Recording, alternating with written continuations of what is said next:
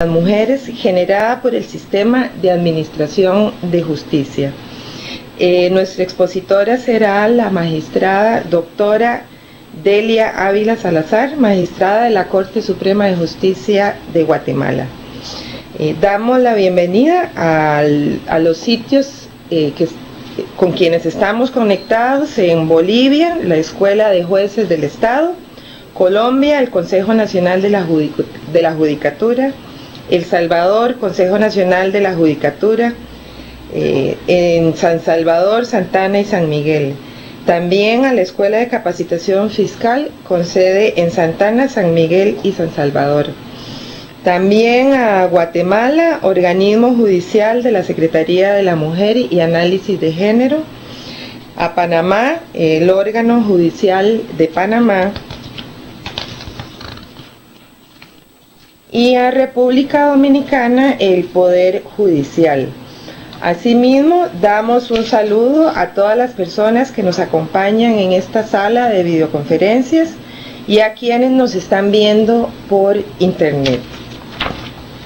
Inmediatamente voy a proceder a presentar a nuestra invitada de hoy, a doña Delia Marina Dávila Salazar, quien tiene un amplio currículum, pero vamos a tratar de resumir un poco toda la experiencia de 24 años que tiene esta nueva conferencista. Ella es Magíster Artium en Derechos Humanos por la Universidad Rafael Landívar de Guatemala. Es licenciada en Ciencias Jurídicas y Sociales, abogada y notaria por la Universidad de San Marcos de Guatemala. Maestranda en Género y Justicia por la Universidad Mariano Gálvez de Guatemala y la Escuela de Estudios Judiciales.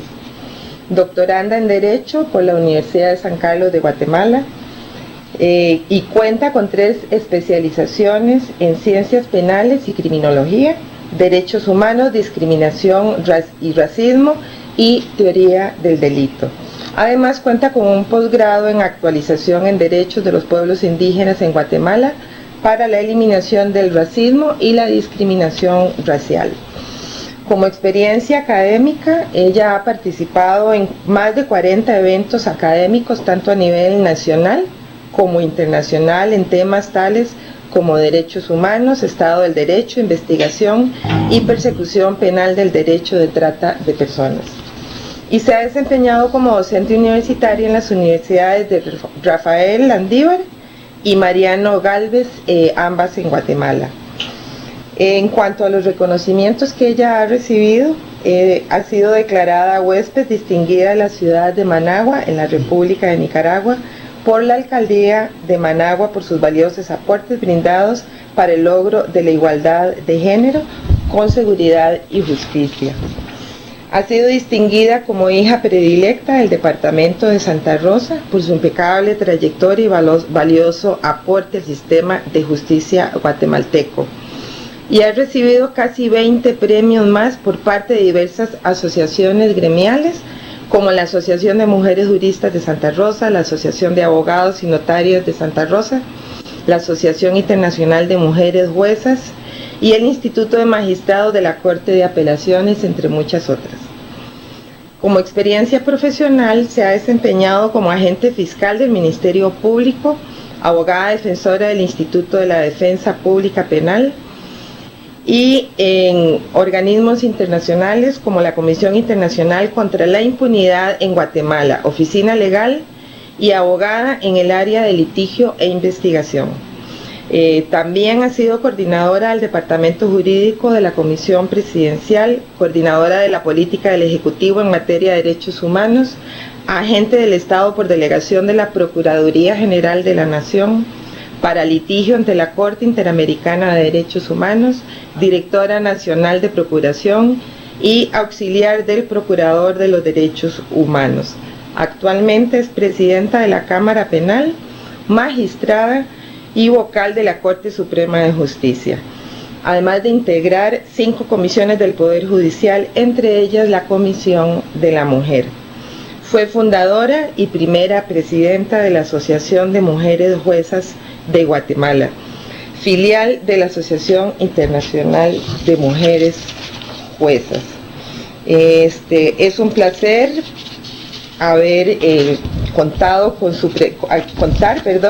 presencia el día de hoy, y antes de darle finalmente la palabra vamos a proceder a que don Edgar Castro, nuestro vicerrector de planificación de la Universidad Estatal a Distancia, dé unas palabras de bienvenida a esta última videoconferencia del año. Bienvenido, don Edgar. Muy buenos días a todos y a todas. Es un enorme orgullo compartir con ustedes el día de hoy en esta importante videoconferencia. Brindo un cordial saludo a la doctora Delia Ávila Salazar, magistrada de la Corte Suprema de Justicia de Guatemala. Igualmente un cordial saludo para doña Rocío Chávez Jiménez, directora del Instituto de Estudios de Género de la UNED. En nombre de la Universidad Estatal a Distancia les doy una cordial bienvenida a esta importante videoconferencia titulada Violencia patrimonial contra las mujeres generada por el Sistema de Administración de Justicia. La UNED de Costa Rica se siente sumamente orgullosa de ser una institución que nació hace 40 años con una visión de inclusión social. Una universidad que ha apostado por la cobertura a nivel nacional con 36 sedes universitarias ofreciendo educación superior a las personas que más lo necesitan. La UNED inclusiva se refleja en programas aprivados de libertad, poblaciones indígenas y personas con alguna discapacidad. Pero como institución y con el tema que nos trae el día de hoy, nos sentimos sumamente orgullosos de que esa institución inclusiva se refleja en la oportunidad que la UNED le ha dado a la mujer costarricense. Prueba de ello es que casi el 70% de nuestros estudiantes son mujeres, y eso nos hace lógicamente sentirnos muy, pero muy orgullosos. La mujer costarricense ha creído en la UNED y ha depositado su confianza en esta institución, buscando mejores oportunidades que de alguna u otra manera le han permitido a la mujer en convertirse en verdaderos líderes en la sociedad. Este contexto que les he planteado el día de hoy nos compromete más como universidad para luchar contra cualquier tipo de violencia hacia las mujeres. La violencia contra las mujeres es una violación grave de los derechos humanos, es un cáncer que carcome y hay que erradicarlo.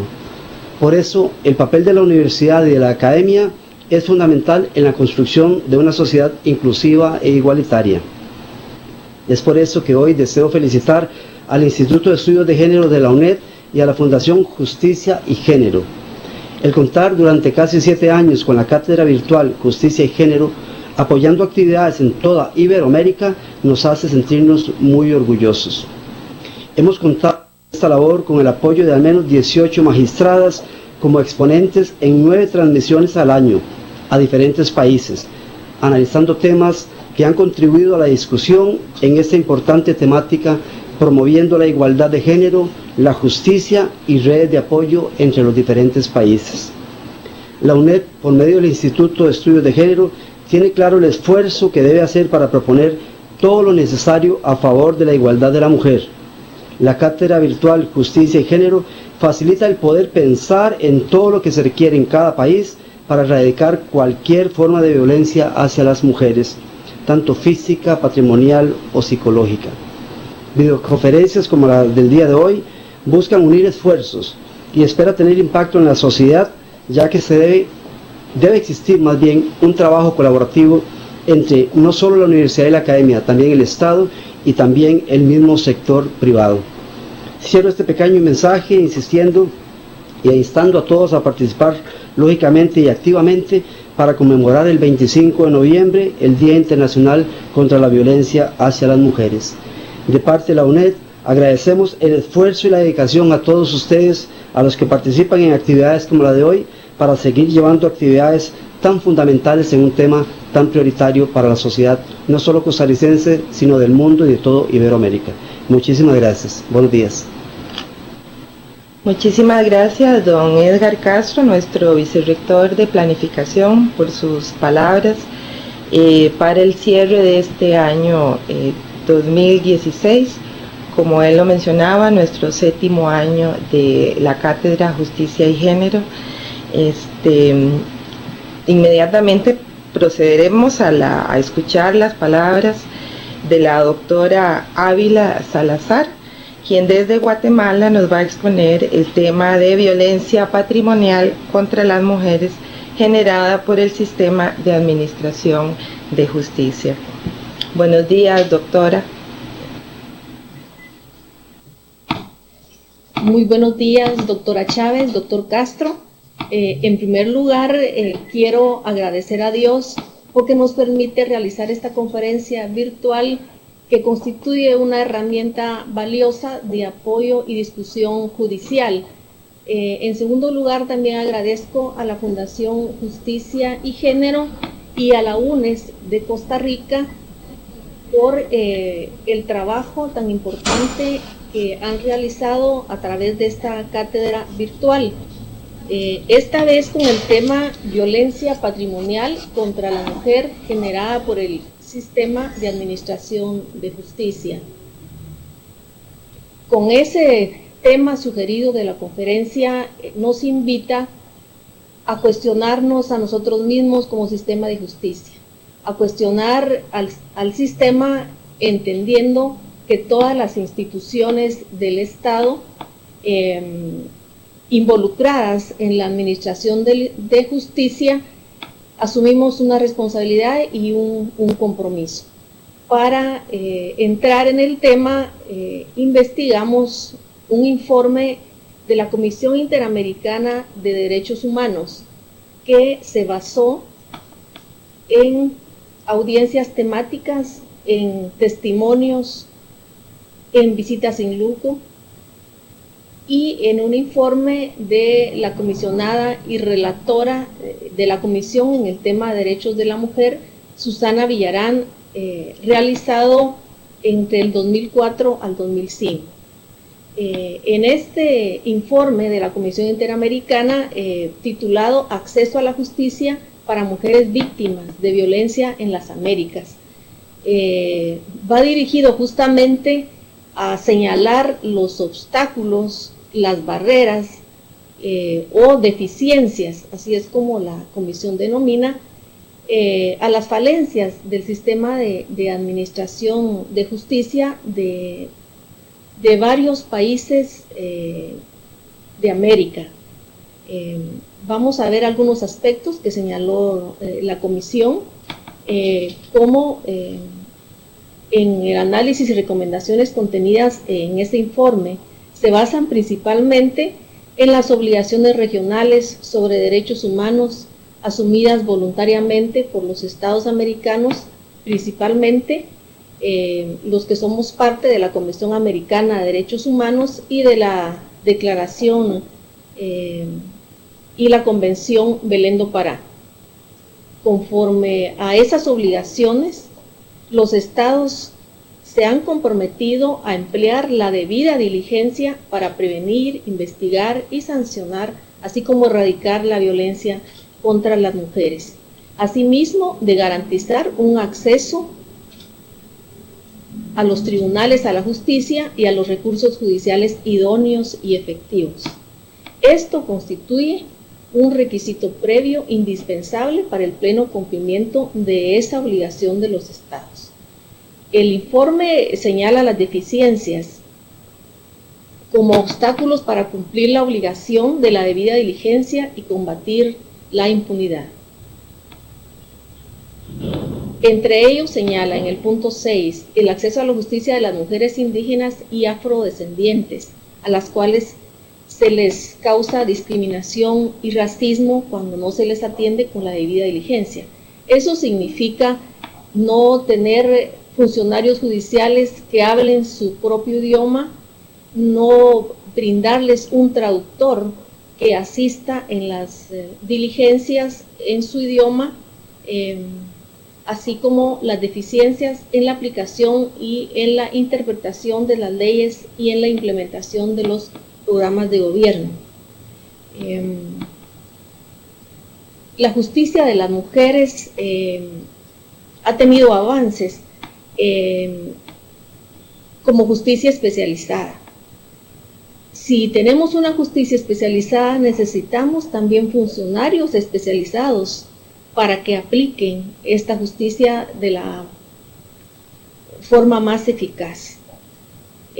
Si no tenemos jueces capacitados, fiscales capacitados, policías capacitados en la atención especializada que necesitan los casos de violencia contra las mujeres, sino que se les atiende como un caso de justicia ordinaria, no estamos cumpliendo con la eficiencia que debería el sistema.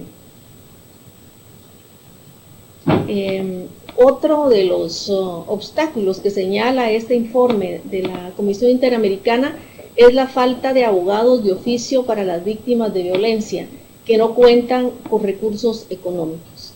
En todos los países se cuenta con el Instituto de la Defensa Pública Penal, o sea, abogados de oficio que brindan una asistencia técnica gratuita a los sindicados. Aquí también vemos una desigualdad.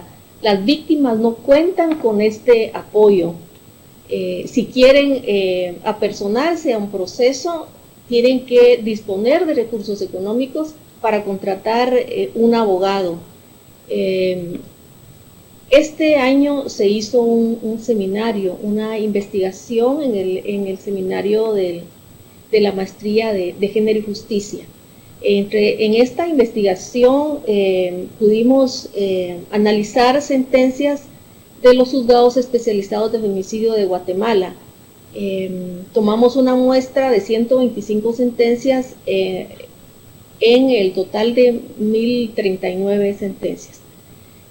Como resultado nos dio que el 80% de los sindicados de los agresores de violencia contra la mujer fueron asistidos por un abogado, un defensor público, de manera que para estos agresores es gratis la defensa y hasta casación, es completamente gratis. De estas también se estableció que el 23% de mujeres se apersonaron como querellantes adhesivas. O sea, un 77% de las mujeres que fueron agraviadas en estos procesos no pudieron constituirse como querellantes adhesivas, sino solo un 23%. En este sentido, también quiero mencionar como un avance en Guatemala la creación del Instituto de la Víctima. Solo está creado en el decreto 21-2016 del Congreso, pero aún no se ha implementado. Se está trabajando en la implementación y esto sería un avance muy importante porque el instituto pretende dar asistencia legal y asistencia victimológica. Otro de los aspectos es la victimización secundaria que pueden sufrir las víctimas en la interposición de la denuncia y el costo económico por la ubicación geográfica de las instancias judiciales. Cuando una víctima asiste a la policía o asiste a un juzgado y no es atendida y es remitida para otra institución y anda de institución en institución contando los hechos, le causamos esa revictimización y los costos en trasladarse de una instancia a otra, sobre todo las mujeres que están en el área rural, que tienen que recorrer largas distancias para acceder a la justicia. Asimismo, los retrasos injustificados en las diligencias judiciales, muchas veces por incomparecencias, por falta de recursos también económicos y humanos para llevar a cabo investigaciones efectivas. También cuando las medidas de protección que se ordenan no son adecuadamente implementadas ni supervisadas. Por ejemplo, cuando se ordena el alejamiento del agresor, pero no se le fija una cantidad económica para proveer de la subsistencia a la conviviente ni a los hijos. O cuando se le entrega el documento donde se ordenan las medidas, pero no hay un sistema de supervisión y de ejecución efectiva de las medidas. También la sobrecarga de trabajo. La Comisión Interamericana en su estudio indica que existe una sobrecarga de trabajo de las instancias encargadas de implementar esta ley. Esto ocasiona una mora judicial, una sobresaturación de los procesos, así como al señalar las audiencias. En Guatemala tenemos la violencia contra la mujer como uno de los delitos con mayor incidencia. En el Ministerio Público se han presentado más de 40.000 denuncias en este delito. Eso hace que los órganos especializados se encuentren saturados, y a nivel general tenemos en Guatemala 6 jueces por cada 100.000 habitantes. Esto significa que estamos muy por debajo del estándar internacional, que es de 17 jueces por cada 100.000 habitantes. Esto tiene que ver con la inversión de justicia en Guatemala. Por ejemplo, tengo conocimiento que en Costa Rica tienen 25 jueces por cada 100.000 habitantes. Esto supera el estándar internacional, lo que significa que en Costa Rica no tienen mora judicial, que han trabajado para reducir la mora. Esto también nos da una visión de la inversión en justicia que hace el Estado. Por ejemplo, en la Constitución Política de la República se asigna un presupuesto al organismo judicial del 2% del presupuesto general de la nación, y al deporte un 3%. Podemos ver en esta diapositiva que los constituyentes, cuando se emite la Constitución del 85, consideraron que era más importante invertirle al deporte que al derecho al acceso a la justicia de todos los guatemaltecos. También haciendo un análisis del presupuesto del año pasado, podemos ver que ni sumados el organismo judicial, el Ministerio Público, el Instituto Nacional de Ciencias Forenses, el Instituto de Defensa Pública Penal, que son todas las instituciones del sector justicia, ni sumado llega a la mitad del presupuesto asignado al Ministerio de la Defensa y al Ministerio de Gobernación, ¿verdad? Hay poca inversión para la atención de la demanda del acceso a la justicia, y eso trae como consecuencia que los jueces estén sobresaturados de trabajo. No es que no quieran celebrar las audiencias, no es que no quieran agilizar los procesos, es que tienen demasiada carga laboral, que es lo que en realidad constituye ese atraso en el diligenciamiento de los procesos. Asimismo, otro aspecto que afecta a las víctimas es que no existe un fondo económico de atención a las víctimas para sufragar gastos relacionados a sus traslados, así como a su alimentación. Esto se pretende mejorar con el Instituto de la Víctima, que está pendiente de crear. No se cuenta con asistencia legal y acompañamiento en litigio como querellante adhesiva. Existe en el Instituto de la Defensa Pública Penal una unidad de asistencia legal, pero abarca mayormente temas de familia, de prestación de alimentos, de asesorías, pero no de acompañamiento puro en un litigio penal. También, para entrar en este tema, tuve a bien analizar el caso Belis Franco versus Guatemala, una sentencia emitida por la Corte Interamericana de Derechos Humanos en mayo del 2014. Este es un caso que puede servir de ejemplo de las deficiencias del sistema de justicia, y que la Corte señala al Estado de Guatemala, como la falta de aseguramiento del lugar del hallazgo del cadáver, la falta de rigurosidad en la inspección ocular, las deficiencias en la elaboración del acta de levantamiento de cadáver, el traslado inadecuado del cadáver, la recolección inadecuada de las evidencias y su manejo indebido, la omisión de aseguramiento de la cadena de custodia de las evidencias, la necropsia incompleta. El Estado aceptó que no se hicieron o no se hicieron correctamente ciertos exámenes, así como la necropsia. Podemos ver en todos estos señalamientos que hace la Corte en su sentencia que hay deficiencias y falencias del sistema de todas las instituciones, del Ministerio Público, del Instituto de Ciencias Forenses, de la policía, asimismo del organismo judicial. Entre otras, señala, el allanamiento al inmueble se realizó después de más de 1 año y medio de esa fecha, en que se informó anónimamente.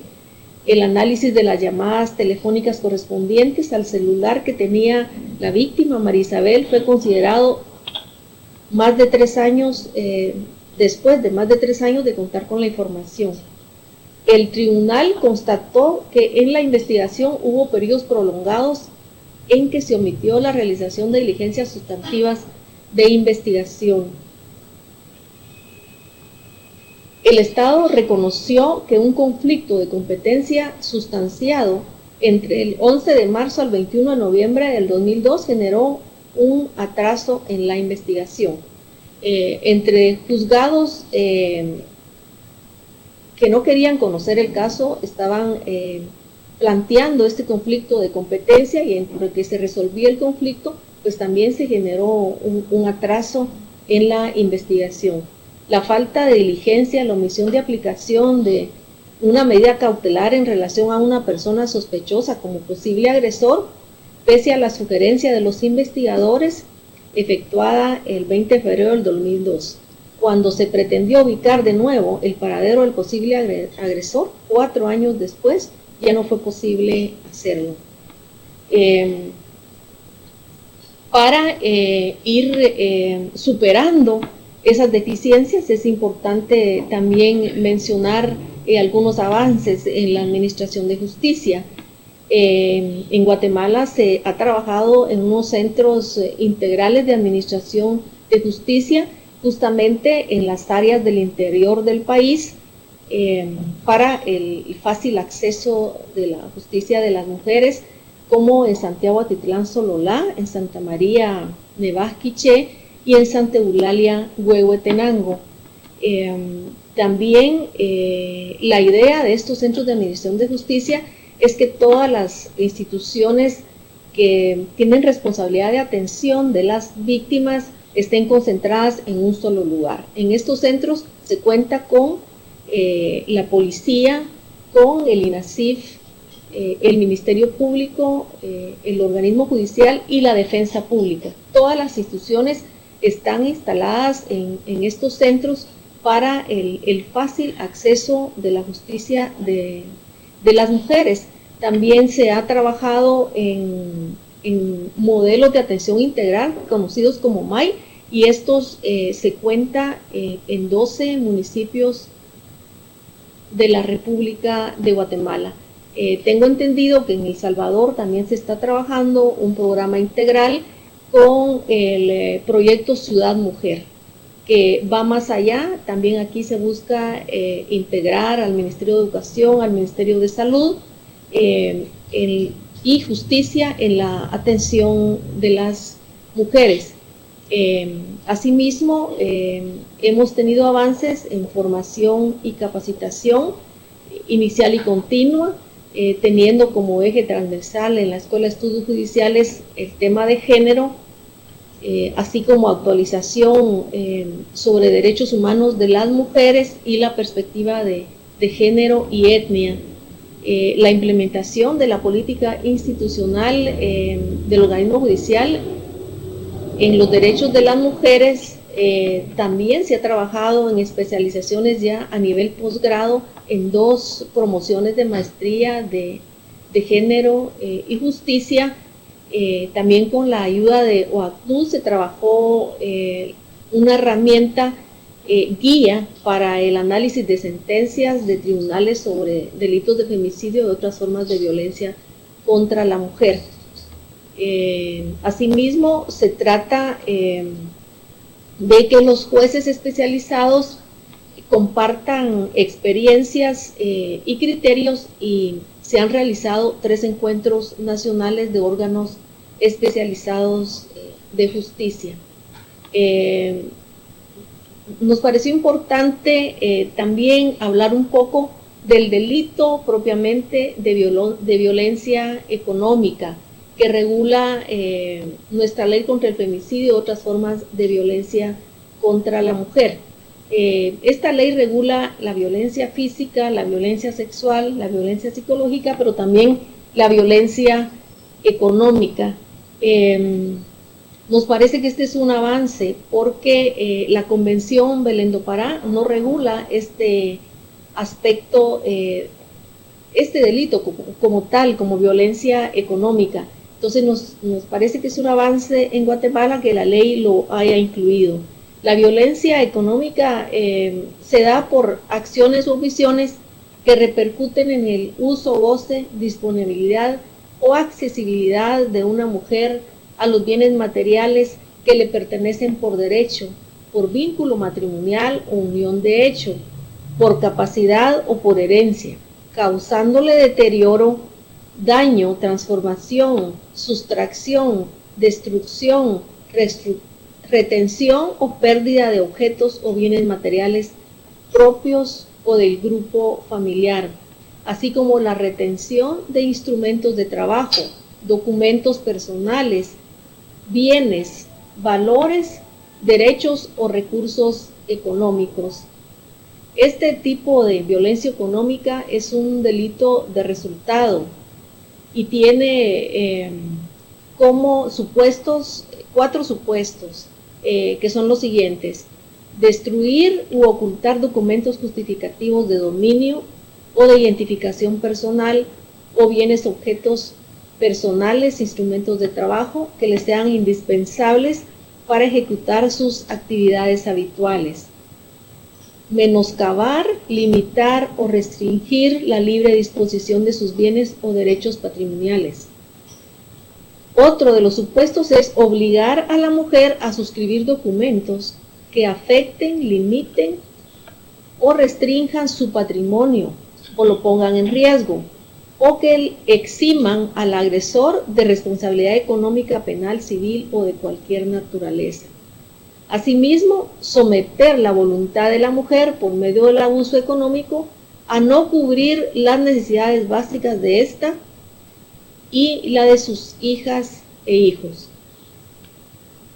Como ya les decía, este es un avance regular este tipo de violencia, aunque en el imaginario social en Guatemala no lo hace parte. El número de denuncias que tenemos sobre este delito es muy baja en relación a la violencia física, sexual o psicológica. Sin embargo, consideramos ya unas sentencias que se han dictado constituyen un avance en este tema, el cual afecta grandemente a las mujeres.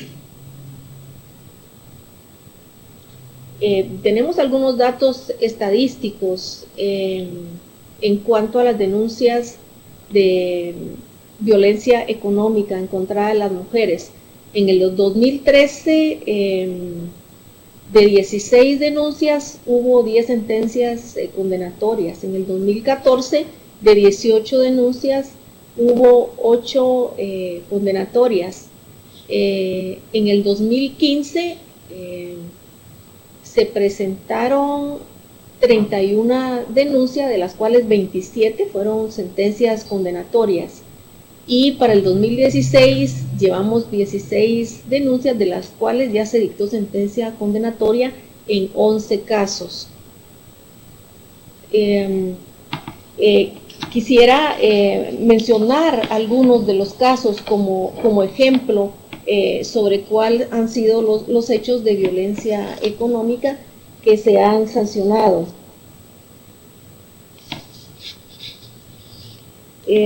Por ejemplo, un caso donde luego de la separación conyugal, el esposo hace una venta de la casa que fue adquirida durante el matrimonio, y un matrimonio el cual se rigió por el régimen económico de comunidades gananciales.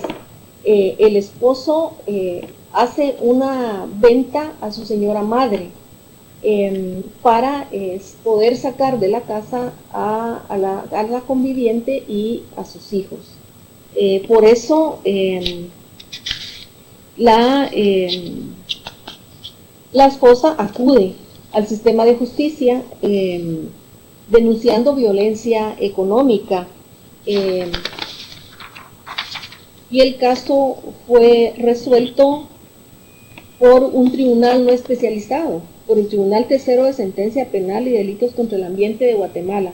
Aún siendo no tribunal especializado, hizo un análisis con perspectiva de género y condenó como responsable del delito de violencia económica al conviviente, imponiéndole la pena de 5 años de prisión conmutables a razón de 50 quetzales diarios y al pago de responsabilidades civiles por el monto de 889.980 quetzales. Como pueden ver aquí, el juez consideró el valor del inmueble al cual se le había limitado a la conviviente, ya que de la supuesta venta ella no tuvo ningún beneficio ni tampoco le consultó el esposo. Esta sentencia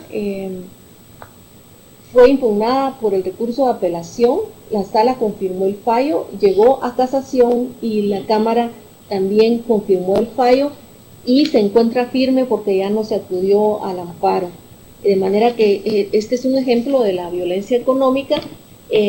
Hay otros parecidos donde los esposos, al momento de la separación y con el objeto de perjudicar los bienes conyugales y de limitarle y de quitarle la casa conyugal a la esposa y a los hijos, han acudido a hipotecar las viviendas, a no pagar la hipoteca con el objeto de que los bancos hagan remate de la casa, violentando económicamente de esta forma a las mujeres. En otro de los casos, esto sí fue un juzgado especializado. El conviviente ingresó a la casa en estado de ebriedad, quebró el televisor, unas macetas, una puerta, lo que le causó un detrimento al patrimonio de la agraviada. De manera que también aquí se condena al agresor por el delito de violencia económica cometido en contra de su conviviente y se le condena a la pena de 5 años de prisión a 5 quetzales diarios. De la misma manera, se fija el monto de reparación digna en favor de la agraviada con el pago de 4.800 quetzales por los daños al patrimonio ocasionados. Otro de los casos analizados, muy impactante también, en un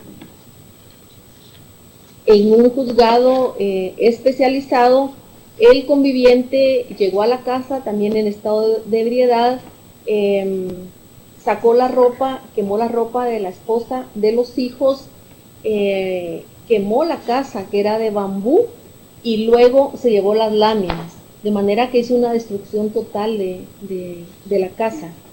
El tribunal condenó a 5 años de prisión por violencia económica y como medidas de reparación ordenó derivar al centro de salud para terapia psicológica a la esposa. Asimismo, le fija un pago de 8,000 quetzales.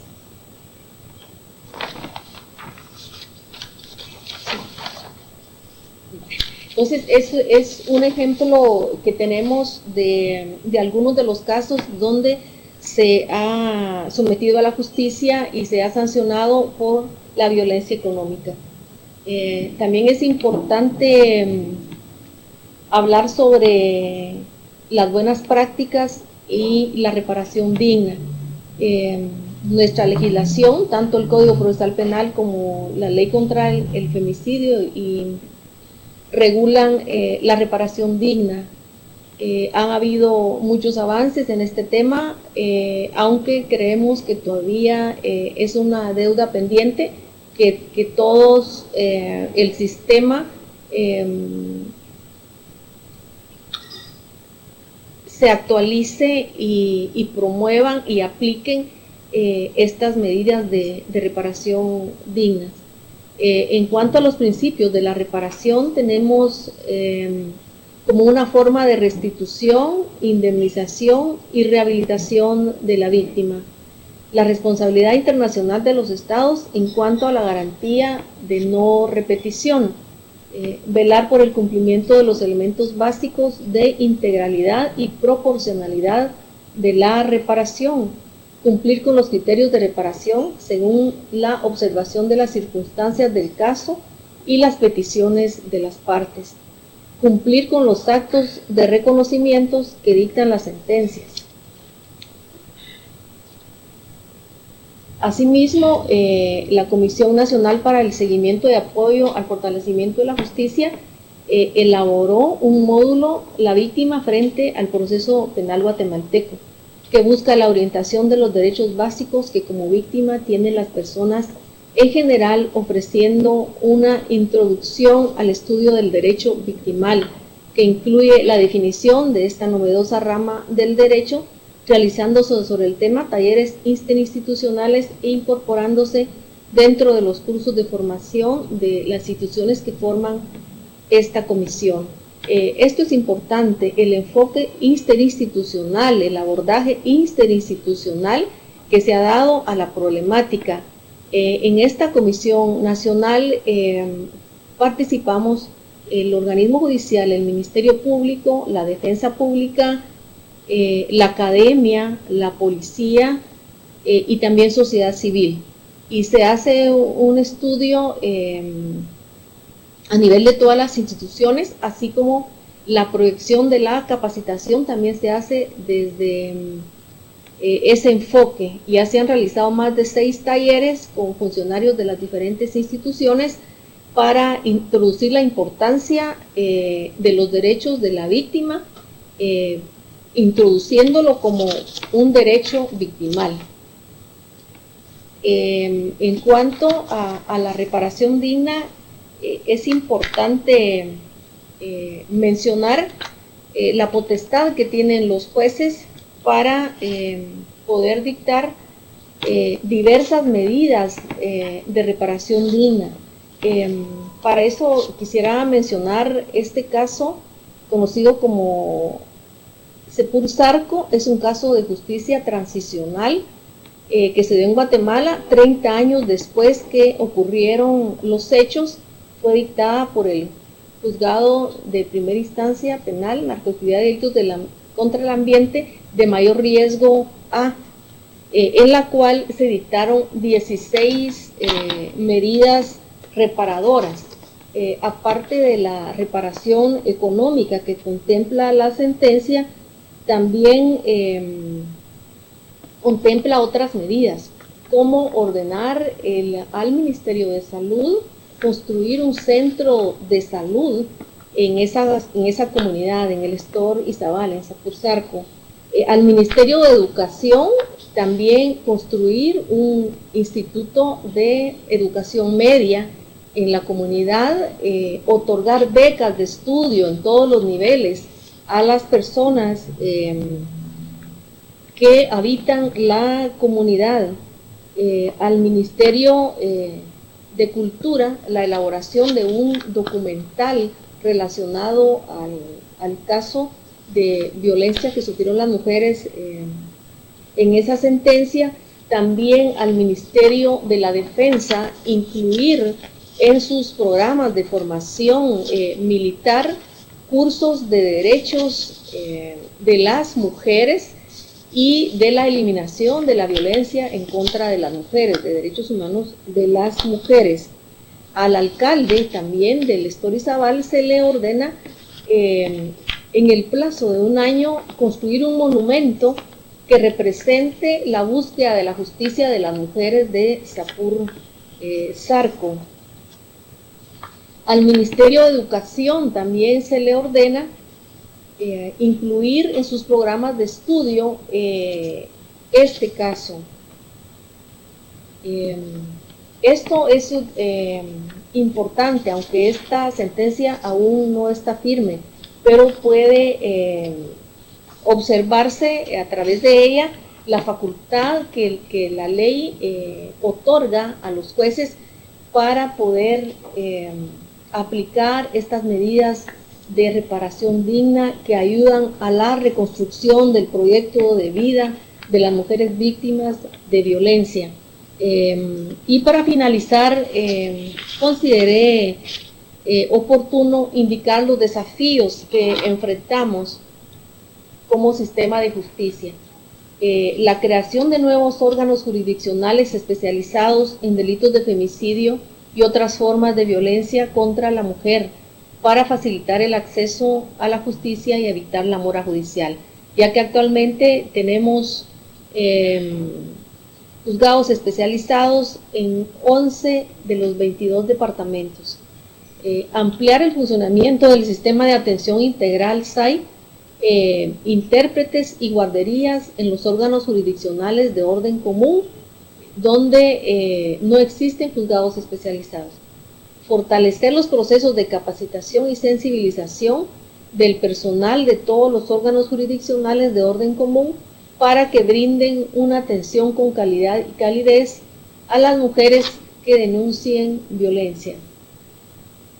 Que todos los órganos jurisdiccionales de orden común apliquen los convenios internacionales y el marco nacional en materia de derechos humanos de las mujeres y género en sus resoluciones, así como la implementación y funcionamiento del Instituto de la Víctima, Decreto 21-2016, el cual tendrá la finalidad, como ya se dijo, de brindar atención victimológica y asistencia legal para lograr una reparación digna de sus derechos. También la creación de un fondo de reparación por los estados para el resarcimiento a la víctima en caso de falta de capacidad de cumplimiento de parte del condenado.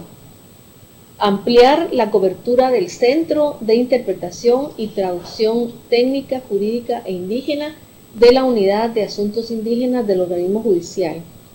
Fortalecer la coordinación entre las instituciones del sector justicia para la atención de los casos, establecer mecanismos de reparación bajo los principios de la justicia restaurativa.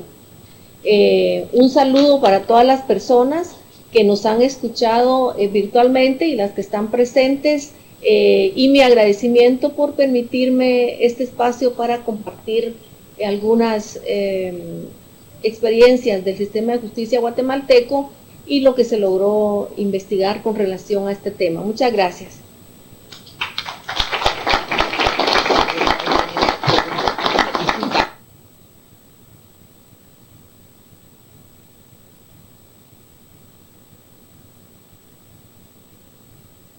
Bueno, muchísimas gracias, doctora Ávila Salazar, por esta magistral exposición de la experiencia guatemalteca. Quería resaltar unos cuantos puntos de su exposición. Obviamente el marco de partida tiene que ser el marco internacional de los derechos humanos, tal y como usted lo hizo, rescatando lo que ha significado la Convención Belén do Pará como mecanismos, como primera vez que se establecen mecanismos obligatorios para los estados para disminuir la violencia hacia las mujeres. Esta convención ha cumplido ya más de 20 años En ese marco de su exposición también rescato el concepto de justicia especializada, que usted menciona que no es justicia ordinaria. Esta es una lucha que tenemos en los diferentes países, de que hay que incorporar la perspectiva de género al ejercicio del derecho para poder disminuir no solo la violencia directa hacia las mujeres, sino la violencia indirecta. Muy importante la creación del Instituto de la Víctima para disminuir esta violencia del sistema hacia las mujeres en cuanto a la asistencia y acompañamiento que se les da a las víctimas, para evitar también la revictimización y el importante apoyo económico con el que deben de contar para poder acceder a la administración de justicia. El mencionar la violencia económica hacia las mujeres ya como un delito también es un aporte importante que se está trabajando en Guatemala, puesto que estos no se reconocen en el imaginario social. Esto es toda una lucha, todo un campo de trabajo que hay que hacer para que se reconozca entonces como un delito. Menciona usted importantes avances también en el interior del país, y como el hecho de que los estados incumplan con estos mandatos internacionales del derecho internacional que han sido firmados por muchos estados de América Latina. Este incumplimiento obstaculiza el acceso de las víctimas a la justicia de diferentes maneras, como usted nos lo explicó de manera detallada. Importante, como resalta usted, la reparación digna que se merecen las víctimas y los avances que se han realizado al respecto, pero que aún no es suficiente. Como una buena práctica que debemos de institucionalizar en los diferentes países, por supuesto, es el abordaje integral y no solo integral, sino también de manera interinstitucional. En cuanto a los desafíos que usted plantea en la administración de justicia para disminuir la violencia patrimonial hacia las mujeres y la violencia económica, yo termino este comentario mencionando que son compartidos por todos los países que estamos en esta región latinoamericana. Así es que le agradezco mucho su intervención tan clara, los ejemplos que usted pone y todas esas experiencias que hemos analizado con usted el día de hoy. Procederemos inmediatamente a los sitios que están conectados con nosotros en esta videoconferencia de hoy. En primer lugar, Panamá, para que introduzcan el periodo de preguntas respectivo. Adelante, Panamá. Sí, un segundo, tenemos una pregunta. Pues muy buenos días, saludos, un abrazo fuerte desde Panamá. Muy valiosa la colaboración de las juristas que acabamos de escuchar. Quisiéramos preguntar en el caso en el cual en los países latinoamericanos, y también en Guatemala, porque lo viví con una amiga, se le brinda a la víctima, apenas pone la denuncia, un formulario de si quiere renunciar a la denuncia, que lo yo con el fin de bajar los números de demora judicial o bajar los índices de violencia del país. ¿Qué tipo de fiscalizaciones se está haciendo dentro del mismo aparato estatal y dentro de la sociedad civil para que esa cifra negra de la criminalidad contra la mujer disminuya? Muchas gracias.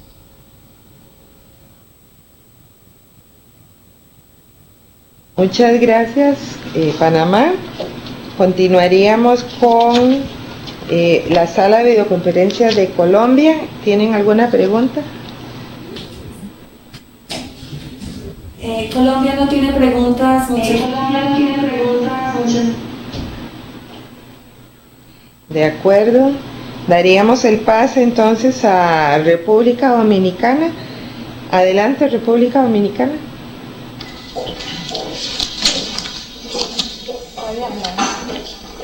Buenas tardes. Tenemos la satisfacción de dar las gracias por la interesante cátedra de este día.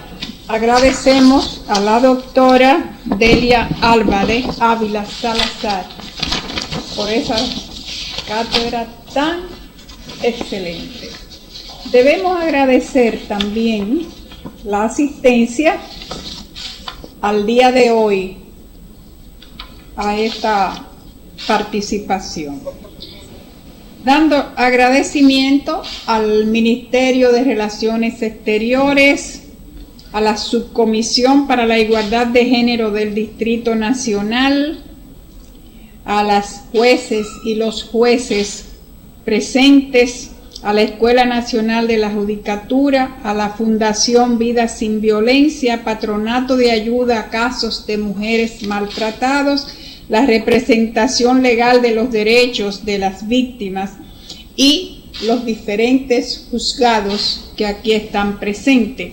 Además, a la Dirección de Familia, Niñez, Adolescencia y Género y a la Comisión para la Igualdad de Género del Poder Judicial. Tenemos una pregunta y es solicitarle a la distinguida charlista si podría ella ampliar un poquito sobre la experiencia que ha habido en Guatemala sobre la institución que regula el derecho económico y la experiencia que esto ha tenido. Muchísimas gracias.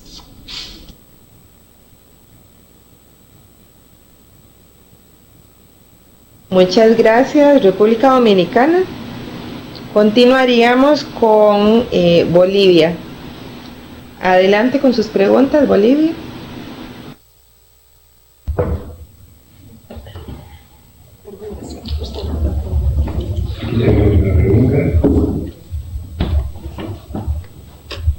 Buen día. Mi pregunta es la siguiente. Bueno, la magistrada nos ha hablado de los avances en su país al referirse que existen centros integrales de administración de justicia. Mi pregunta va en relación a saber si estos centros integrales están contemplando la participación de lo que es la justicia indígena originaria. Esa es la consulta. Muy bien, muchas gracias por su consulta. Daríamos el pase ahora a El Salvador, al Consejo Nacional de la Judicatura.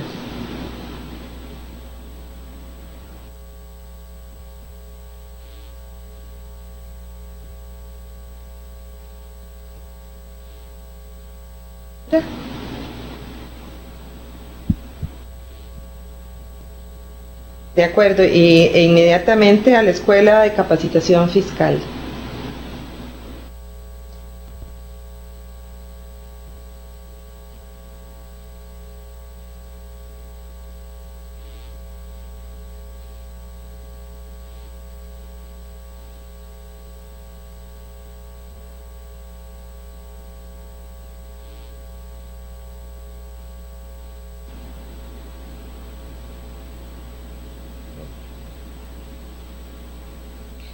Tanto el Consejo Nacional de la Judicatura como la Escuela de Capacitación Fiscal pueden proceder con sus preguntas. Adelante.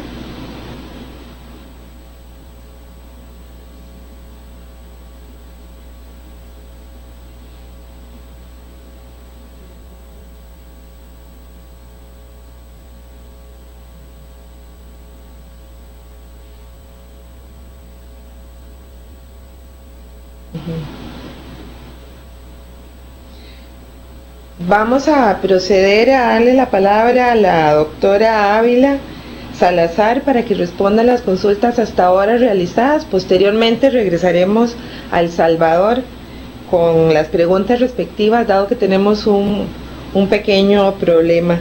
Así es que, doctora Ávila, puede proceder a responder las consultas realizadas.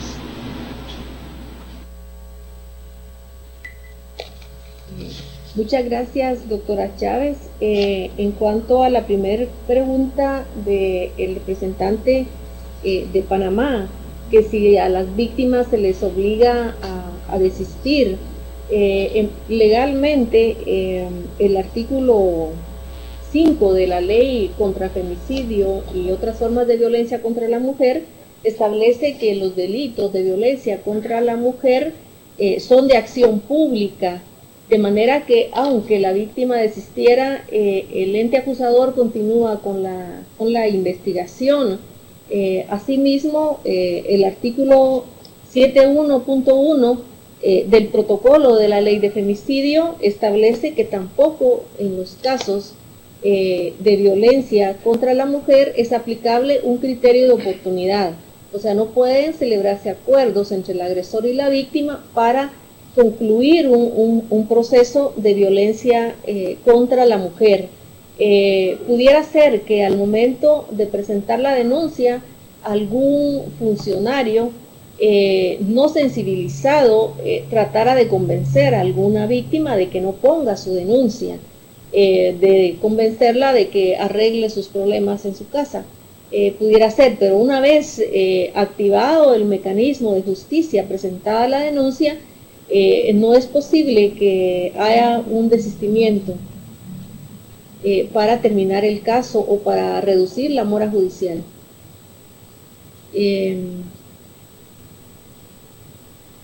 En cuanto a la pregunta de la representante de República Dominicana, que si pudiera ampliar un poco sobre la institución que regula el delito de violencia económica, es justamente la ley contra el femicidio y otras formas de violencia contra la mujer en su artículo 8, donde regula y establece el delito de violencia económica y nos da los 4 presupuestos que indiqué en la presentación. Cuando se menoscabe, se restrinja o se limite el derecho a los bienes económicos que por derecho le corresponden a la mujer, así como también a herramientas o bienes laborales, a sus documentos personales de identificación, así como a documentos también relacionados a bienes. Tenemos algunos casos donde se les ha destruido a las mujeres de parte de los agresores el documento personal de identificación o tarjetas de débito. Esto constituye una violencia económica porque le causa un daño, un perjuicio a la mujer al no poder realizar ninguna diligencia, al no tener su documento de identificación personal, los gastos para volver a tramitarlo. Y también muchas veces se le obliga a la mujer de parte del agresor a firmar algún documento en su perjuicio por las relaciones de poder y por el ciclo de la violencia. Entonces, independientemente a otros tipos de violencia, también se regula la violencia económica, ¿verdad? Y es una forma más directa que pelear en un proceso civil lo relacionado a los bienes del haber conyugal, por ejemplo, ¿verdad? Cuando se hace de esta forma, en las medidas de reparación, los jueces tienen facultad en la sentencia penal de dictar las medidas convenientes para asegurarle a la mujer la restitución de esos derechos económicos. Y es más ágil que buscar la justicia a través de procesos civiles o de ir a un proceso de ejecución en la vía civil. La sentencia penal es ejecutable. En cuanto al tema de la compañera de Bolivia, que preguntó que si en los centros de administración de justicia se aplicaba la justicia indígena originaria. En estos centros lo que se aplica es la justicia ordinaria estatal. Sin embargo, en Guatemala hay un reconocimiento de la aplicación del sistema jurídico indígena, porque tenemos un porcentaje mayoritario de población indígena, de manera que realizan por herencia generacional, se practica, de hecho, se imparte la justicia indígena en Guatemala por sus propias autoridades, cuando los miembros de la comunidad indígena someten al conocimiento de las autoridades indígenas la resolución de ese conflicto. Aquí en Guatemala se trabajan los dos sistemas. Justo en este momento hay unas iniciativas para reformas de la Constitución Política de la República, en donde se está planteando también el reconocimiento en la Carta Magna de los dos sistemas jurídicos, el pluralismo jurídico en Guatemala, que de hecho existe.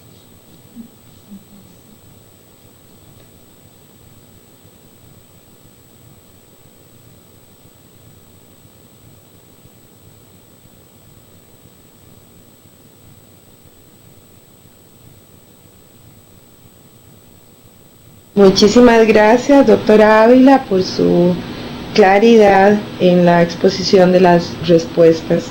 Daríamos el pase a El Salvador nuevamente, al Consejo Nacional de la Judicatura y a la Escuela de Capacitación Fiscal, por si tienen alguna pregunta que agregar. El Consejo Nacional de la Judicatura no tiene preguntas. Gracias. Muy bien. Daríamos entonces final a esta última videoconferencia del año 2016. Les agradecemos muchísimo todos estos meses que nos han acompañado y que han sido parte de este proyecto de la Cátedra Justicia y Género entre el Instituto de Estudios de Género de la UNED y la Fundación Justicia y Género. Esperamos que para el próximo año podamos contar también con su presencia, sus aportes, sus exposiciones y sus preguntas. Muchísimas gracias a todos y todas y nos vemos en el 2017. Hola. The conference recording has ended.